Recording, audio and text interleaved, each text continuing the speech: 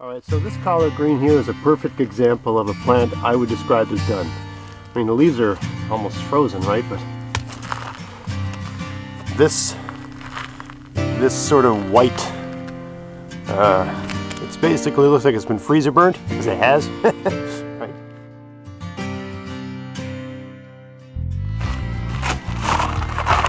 Hey, it's Greg here with MaritimeGardening.com, and I was just out harvesting some greens. And it got me thinking to a viewer question that I recently got where they were saying, you know, when is it too late to have them out? Or that is to say, you've got greens growing in your garden, kale, things like that, and how long can you leave that out? When would you consider it too far along into the you know, late fall, early winter to have those sorts of things in your garden? And of course, the answer is it depends. Right? Depends on where you are and how cold it is and so on and so forth. But I wouldn't really attach it to a date. I mean, there's a time of year where you have to start thinking about these sorts of things.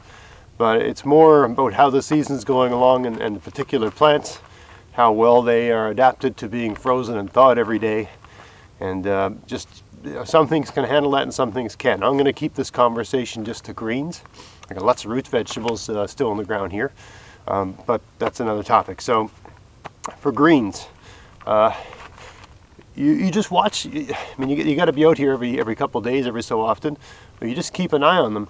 You can tell by the way the leaves look if they're suffering from the cold. I've found that of all the greens I grow in my garden, kale is about the toughest. I've got some collard greens here. They don't look. They look like they've had it. They don't want to be in this situation anymore. The kale still looks fine to me. It's some of it suffered a little bit, but for the most part it's okay. I mean, that said, at this time of year, all summer long and in the fall, I use cut and come again. That is to say, I don't take a whole kale plant. I just take a piece of a plant. Let's put it that way.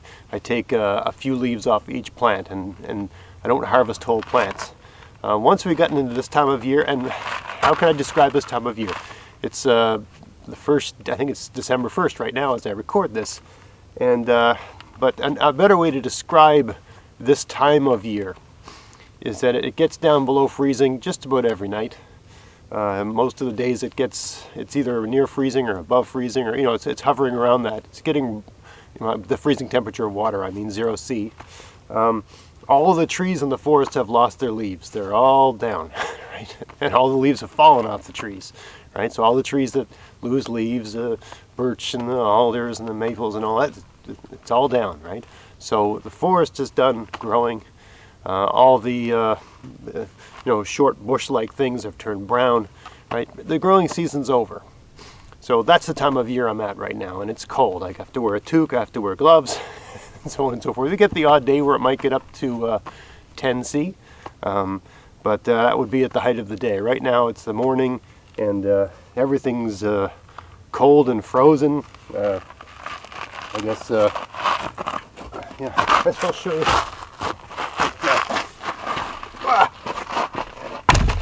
The water bucket that I use, you know, keep my garden, it's pretty frozen.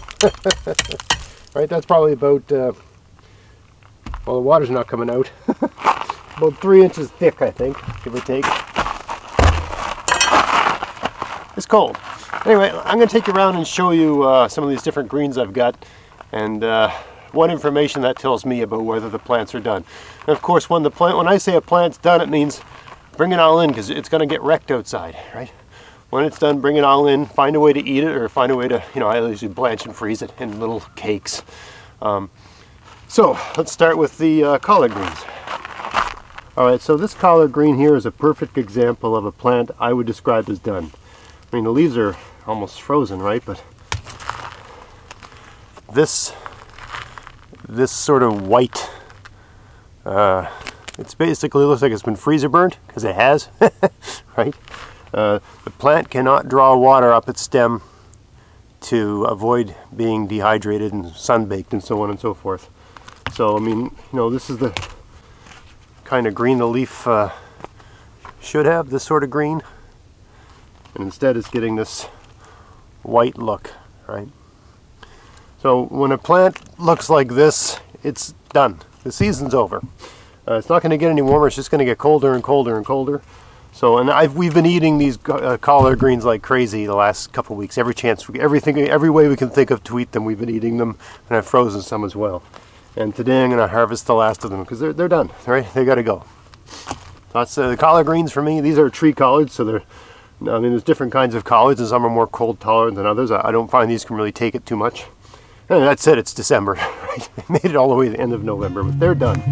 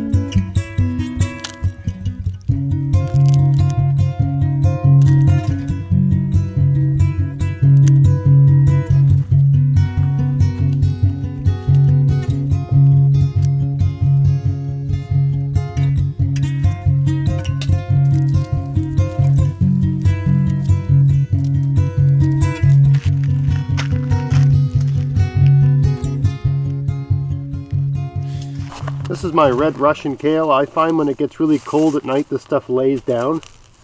So, you know, this kale is definitely it's frozen. It's frozen stiff right now, right? It's still okay, but I've been. This is the one. I've got two kinds of kale. And this one lays down every night now, whereas normally the leaves aren't touching the ground, but in this kind of cold, it just seems to lay down. So I don't want it touching the ground like that. That's really not, not good for it. Won't keep, just won't keep as well out here. It's just in contact with the ground is never good for any sort of leaf. So again, this is one that, even though it seems to be doing okay in this cold. Because of that habit of laying down, I've been harvesting that. Even though it's still, you can tell this doesn't have any of that white burn on it, right? Right, this white Russian kale or Siberian kale, whatever it's called, it can take the cold. But these are done growing, so I mean, there's no point in using the cut and come again approach with these. If they are growing at all, it's imperceptible this time of year because they're freezing every night. Over here I've got the winter boar kale. This is like a curly kale type thing. And yeah, at least these aren't laying down and touching the ground. So these are okay. I've been harvesting them, but I'm not using the cut and come again approach anymore. I'm cutting these off and just taking whole plants in because they're really not producing new growth, producing new leaves. Or if they are, it's at such a slow rate, a millimeter a week or whatever, right? So they're kind of done. And I still have a fair number of them left in the garden. So over the next couple of weeks, I'm going to be taking these all in. They're okay out here, but I don't, I think, to put it another way, they'll keep out here another few weeks. But being out here isn't doing them any good, right? Cold nights and frost and all that sort of stuff improves the flavor of these types of vegetables. But they've been getting that since the beginning of, for basically 2 months. Since the beginning of October, they've been getting cold nights and below zero temperatures. So, whatever benefits frost has for these kinds of greens, they've gotten all those benefits, right? All I'm running right now is the risk of the tips getting a freezer burn, which hasn't happened yet, but it will if I keep playing this game of Russian roulette. So I may not do it all today, but over the next couple of weeks, I'll be harvesting all my kale, and it's all going to be out of here. Over here in this bed, I've got frozen in place. I've got Swiss chard growing underneath this dome, and even under the dome, it seems to be suffering. But I thought I'd let this go this winter and just see see what happens with it, just for curiosity's sake. I'll secure this a little bit better and get it a little tighter. Now it's got a big airspace here, so I mean I should be jamming some hay or some leaves or something under there to make it a bit tighter. But anyway, certainly for me, the Swiss chard it's all, you know, burnt, or, you know, basically this is frozen right now. When it thaws, it'll become kind of slimy and mushy, right? It's too cold for Swiss chard. Swiss chard's done, and that's been the case for, you know, about a month ago was when I started aggressively harvesting all my Swiss chard and trying to use it up, because you know, it doesn't take the cold. Of the 3 plants I've talked about here, kale, collards, Swiss chard. Swiss chard's the least freeze resistant. It doesn't like being frozen and thawed over and over again very much. It can take it a little bit, but it can't take a lot of it. This garden here, I've got my kohlrabi. You can tell by the kohlrabi greens that you know, they're done. These kohlrabi look like they've been torched, and this kind of cold is not good for them. I mean, when you take these inside and cut into them, they should be white, but they're not. They're kind of translucent. So really, these are only fit for being a soup vegetable now. So I should have been a bit more proactive in getting these in. I wasn't. But that's, you know, whatever. I mean, you can't stay on top of it anyway. These are still edible. They're kind of like but they're only really suitable for soup now, because I've kind of let them get a bit too cold, and so on and so forth. Anyway, the kohlrabi are done here, totally done. Anyway, so that's how I do it here. I take my cues from nature. If you look at the growing world, the natural growing world, all the things that grow in the summer, that do their growing in the summer, and everything in my garden is such a thing. I got some perennials, I suppose, but they're really not. They go dormant in the winter. All the summer growing things have died, fallen to the ground in some way, given up their seeds, or if it's a perennial, it's gone dormant, right? And that's the same thing that's going on here. Watching how the plants respond to the temperature, they'll tell you when they're done. So for me anyway, it's not really so much a date. It's plant behavior and how the plants look. There are years where I've been harvesting kale out of my garden right up until December 25th, Christmas.